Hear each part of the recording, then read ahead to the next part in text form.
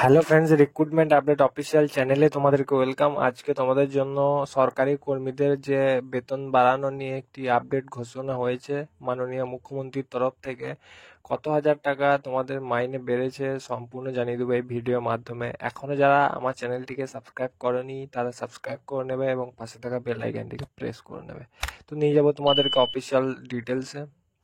সম্প্রতি শতাংশ DA hike করেছে কেন্দ্র সরকার, যার জোরে এক ধাক্কায় প্রচুর টাকা বেতন বৃদ্ধি তথা স্যালারি হাইক হতে চলেছে। আর শুধু তাই নয়, কেন্দ্রের ঘোষণার সাথে সাথে ডিয়ারনেস অ্যালাউন্সেস বাড়িয়েছে একাধিক রাজ্য সরকার।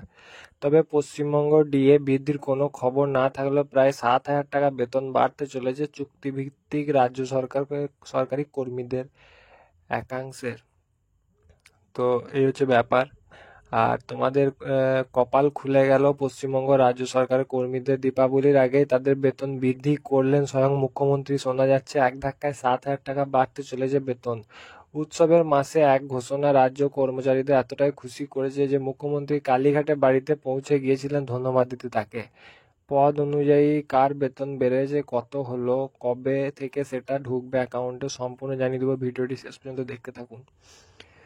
তো কত টাকা বেতন বাড়লো?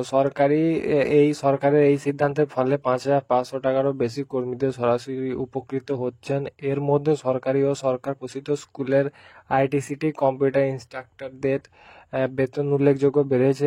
এতদিন পর্যন্ত কর্মীদের মাসে 10,300 টাকা বেতন পেতেন, তবে মুখ্যমন্ত্রীর ঘোষণার ফলে অনুযায়ী এখন 5 বছর ধরে কাজ করা কর্মীদের ন্যূনতম বেতন 21,000 টাকা। তোমাদের 5 বছর ধরে যারা কাজ করছে, আর যারা 10 বছর ধরে কাজ করছে তাদের যে ন্যূনতম বেতন হবে, তাদের তাদের মিনিমাম ন্যূনতম বেতন হবে, যারা 10 বছর ধরে কাজ করছে 26,000 টাকা পৌঁছাবে। আর যারা 15 বছর ধরে কাজ করছে তাদের 32,000 টাকা।